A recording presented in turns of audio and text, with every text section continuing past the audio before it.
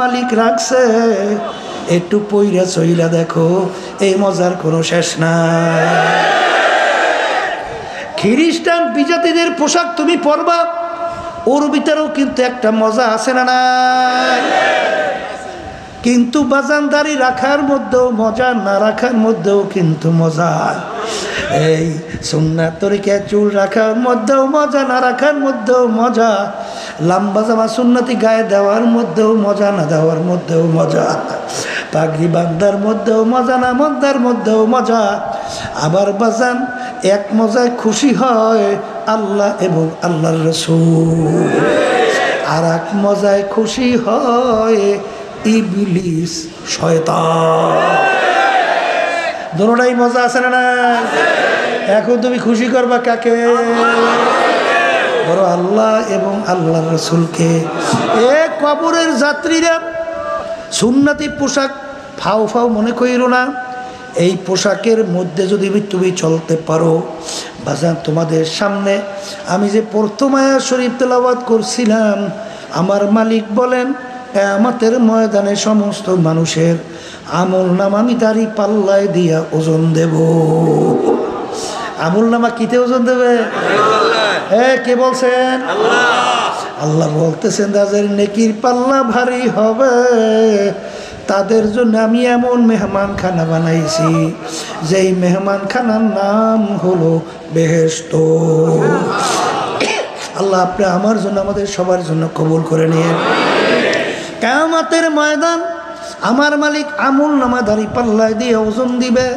যাদের নেকের পাল্লা হালকা হইয়া যাবে, গুনার পাল্লা ভারী হইয়া যাবে, আমার মালিক বলেন তাদের জন্য এমন শাস্তির জায়গা আমি বানাইলাম, যেই শাস্তির জায়গার নাম হলো জাহান্নাম।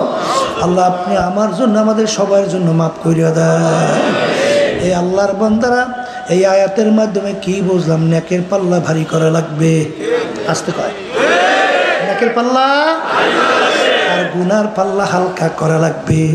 বাজান মানুষ বলতেই, মুসলমান বলতেই মন চায় নেকের পাল্লা ভারী করবে, গুনার পাল্লা হালকা কইরা দুনিয়ার থেকে বিদায় নিয়ে কবরের দিকে রওনা করবে।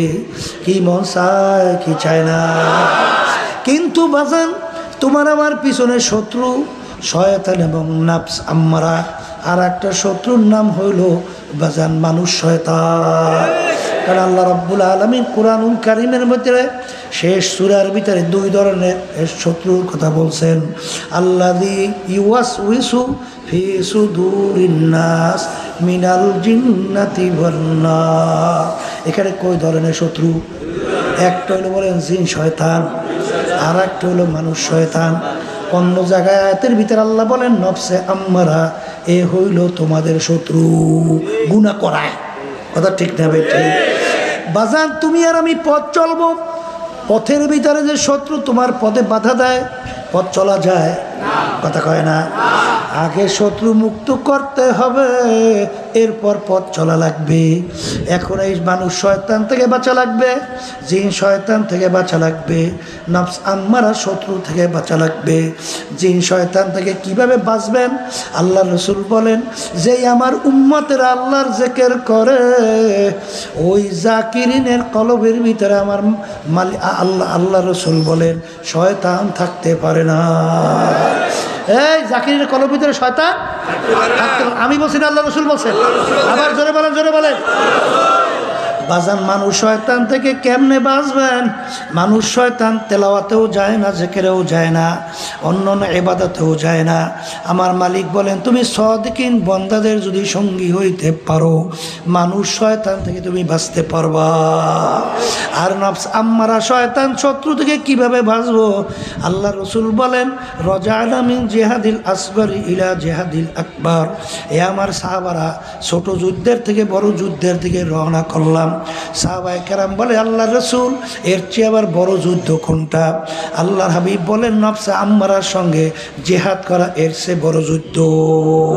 তাহলে নফসে আম্মারার সঙ্গে জিহাদ, বলেন নফসে আম্মারার সঙ্গে কি জিহাদ? কথা ঠিক না? ঠিক। আল্লাহর ইতিহাস পড়েন, জিহাদ করতে করতে কবরে গেছে।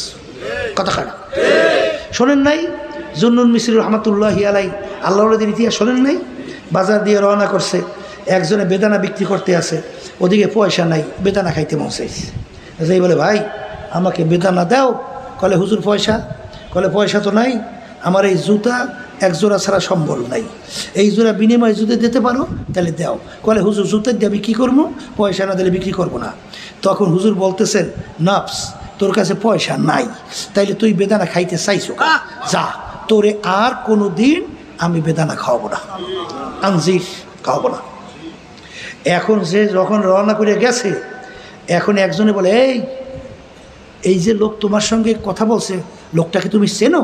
বলে না। বলে এই হলো জুন্নুন মিসরি রহমাতুল্লাহি আলাইহি, জুন্নুন মিসরি এই জমানার ভিতরে বড় অলি।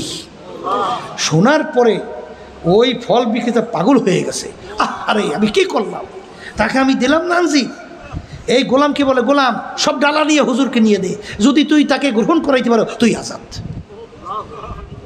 দৌড়ে গেছে, হুজুর আপনাকে তো আনজিরের ডালা সহ পাঠাই দিয়েছে, গ্রহণ করলে আমিও আজাদ, আর হুজুর আপনার সম্মানে পাঠাই দিয়েছে। তখন বলে বাজান রে, আমি নফসের সঙ্গে কসম কাটছি, আমি এটা গ্রহণ করব না। জেহাদ শুরু হয়ে গেছে। কথা বুঝলেন না? বোঝেন নাই? এই আল্লাহর বান্দা ফজরের নামাজের পরে জিকির করে, ওদিকে পেটেও ক্ষুধা, রাত্রে খায় নাই। নফস বলছে গরম রুটিওয়ালা রুটি নিয়ে যায়, গরম রুটি গরম রুটি। নফস বলতেছে আগে খাও তারপর মাওলার জিকির করো, আর সে বলে নফস রে আমি আগে মাওলার জিকির করব তারপর খাবো। পেটেও ক্ষুধা, এক পর্যায়ে টেকতেই পারে না, যুদ্ধে টেকতে পারতেছে না। এক পর্যায়ে জজবা হালাতে বলে ব্যাপার কি, তুই মোটে থামোই না, তুই কি আমার খোদা যে তোর কথা আবার মানতে হবে? তু মেরা খোদা নেহি মাই তেরা বান্দা নেহি, আমি তো তোর খোদা না আর আমি তো তোর বান্দা না। আমার তুই খোদা না আর তোর আমি বান্দা না, তোর কথা আমার মানতেই হবে। আগে আল্লাহর জিকির করব তারপর খানা খাবো। হারাম দেখলেই ভাগলো, ইহান আড্ডাও যাইবে না।